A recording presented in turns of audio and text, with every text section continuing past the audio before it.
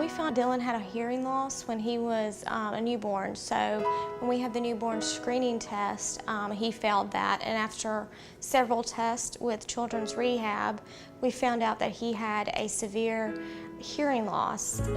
We then went to UAB and got some additional testing and found out that it was a genetic hearing loss. In between finding out and getting the genetic testing done, he was fitted for hearing aids at about 2 months old. When we first got the initial diagnosis that Dylan had hearing loss, I really didn't see a lot of opportunities for him, and they provided us with, guidance and information on services and opportunities that will be available for Dylan, and opened up all kinds of doors for Dylan. As soon as he turned 2 months old, we turned on his hearing aids and his eyes just widened. But I don't think I believed until then that he had a hearing loss until I saw that difference, until I saw those eyes just brighten up. We were referred to early intervention shortly after 3 months of age, and started meeting with Susie then. And she definitely, has guided us in so many different ways, and ways that we could start introducing speech with Dylan.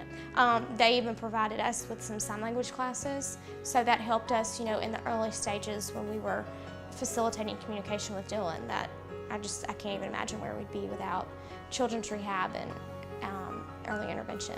After about 1 year of age, we received speech therapy services from early intervention and from children's rehab. So my insurance doesn't cover that, and that would have been a big burden on our family budget had they not provided that for him. I can't imagine, where we would be today without these services. Dylan probably wouldn't have hearing aids if it weren't for these services. Insurance doesn't look at hearing aids as a necessity.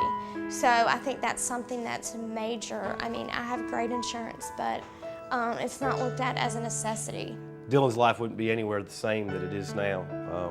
The technology, the programs of speech therapy.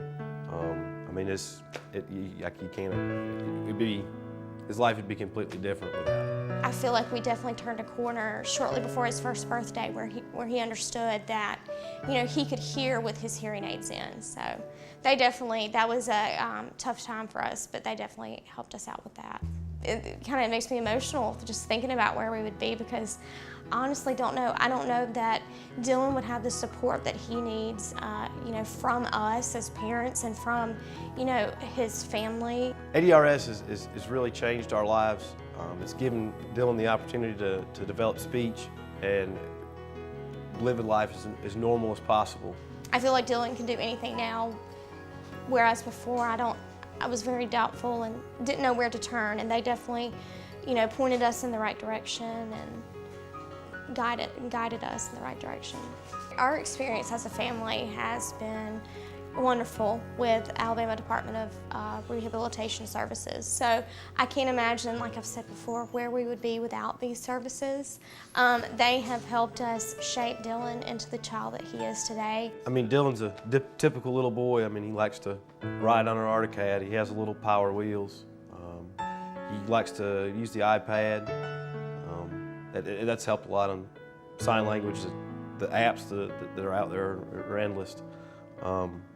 He's just a typical little boy. I could not imagine not being able to communicate with my child, to have him, look for me and yell "Mommy" and tell me he loves me, and, for me to be able to communicate that to him. It means the world to be able to communicate with him.